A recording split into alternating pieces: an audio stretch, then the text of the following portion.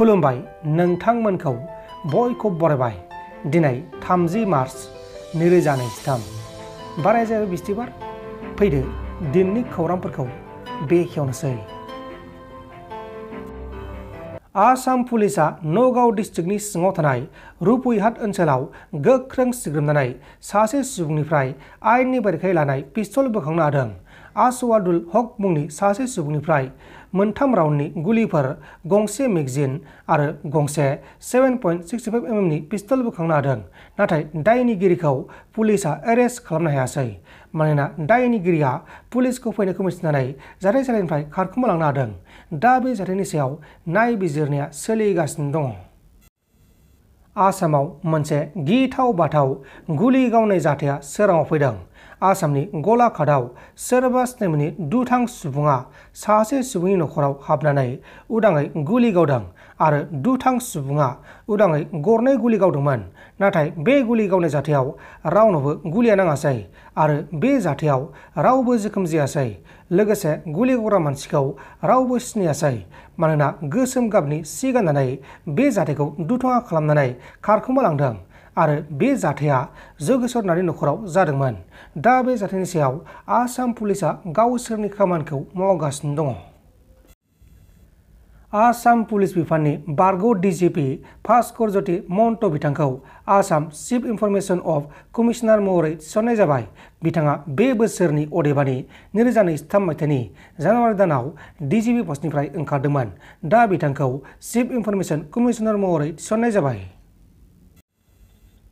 BTC सेक्रेटारियाव थांनानै चेकखौ लायनो हासिगोन। बि चार्ज सेकारा बारग' NDP नि मुंख्लं नखरफोरनो अनसुंथाइनि थाखाय फोसावनाय जाबाय। फैगौ एप्रिल दाननि 3 खालार खालि बेलासिनि 2 रिंगासो समाव BTC नि सेक्रेटारियेटनि मावख'आव गासै 201 मुंख्लं नखरफोरनो रांनि चेकखौ गथायनाय जागोन होननानै फोसावनाय जादों।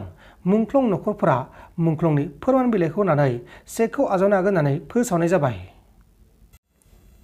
आसामनि चिफ मिनिस्टार हिमन्त बिश्व शर्मा बिथाङा आसामनि मुंदांखा बक्सिं गेलेगिरि बक्सार लभलिना बरग'हाइ बिथांनो 50 लाख रांखौ होनो थाखाय फोसावनाय जाबाय। गोदान दिल्लीयाव खुंफुंजानाय IBA वुमेन्स बक्सिं चेम्पियनशिप खेलायाव अस्ट्रेलियानि गेलेगिरि साइटलिन पार्कारखौ फेजेननो हानायनि उनाव आसाम सोरखारा बे बान्थाखौ फोसावनाय जादों। मोनसे दुखुनांथाव जाथाय। सैमानि थाखाय सानै बिफा आरो फिसाज्लाया अबथिरायै जिउ गोमानांगौ जाबाय। मध्य प्रदेश रायजोनि कारगननि नार्मादा दैमायाव मासे न' फिसिनाय सैमाया दैमायाव गोलैलांनायाव सैमाखौ रैखा खालामनो थाखाय सैमानि बिगोमा स्वप्ना सिंहआ दैयाव बाज्रुमनायाव स्वप्ना सिंहनि असे फिसाय आरो बिसोरनि फिसाज्लाया स्वप्नाखौ दैयाव गब'नो साननानै दैमायाव बाज्रुमनानै रैखा खालामनो नाजानायाव सानैबो बिफा आरो फिसाज्लाया दैयाव गब'नानै अबथिरायै जिउ गोमादों आरो उनाव सैमा आरो स्वप्ना सिंहआ सानस्रिबोनानै गावसोरखौ रैखा खालामनो हादों। थैनाय सानै बिफा आरो फिसाज्लानि मुङा जाबाय स्वप्ना सिंहनि फिसाय अमन सिंह आरो बिसोरनि फिसाज्ला गथ' रुद्राक्ष सिंह। उत्तर प्रदेश रायजोनि मिरुताव माखासे दुथां सिखावफोरनि मोनसे आखु। माखासे दुथां सिखावफोरा 10 फुट गोथौ हा जावखुनानै सिंजों लामा बानायखुमानानै गहेना गलानिफ्राय लाख लाख रांनि गहेनाफोरखौ लुथिदों आरो जेब्ला गलादारा फुंनि समाव गलायाव फैदोंमोन अब्लासो जाथाया सोराङाव फैदों आरो बे जाथायनि सायाव पुलिसनो केस होनाय जादों। दा बे जाथायनि सायाव पुलिसा सिखावफोरखौ हमनो थाखाय नायबिजिरनाया सोलिगासिनो दङ। BJP हानजानि सासे दैदेनगिरिखौ 2 कोटी राङाव हा फाननायनि जाहोनाव पुलिसा एरेस्ट खालामबाय।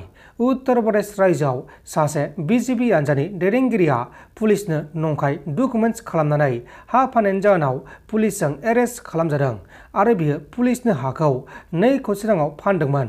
हमजानाय BJP हानजानि दैदेनगिरिनि मुङा जाबाय प्रकाश मिश्रा। दा बे जाथायनि सायाव नायबिजिरनाया सोलिगासिनो दङ। नोंथांमोन दासिमनि माखासे खौरांफोरा बेखिनिल'मोन। बेखिनिसिम नायनायनि थाखाय नोंथांमोननिसिम रोजा रोजा साबायखर। गोजोन्थों। एसेनोसै। जै बर' हारिनि।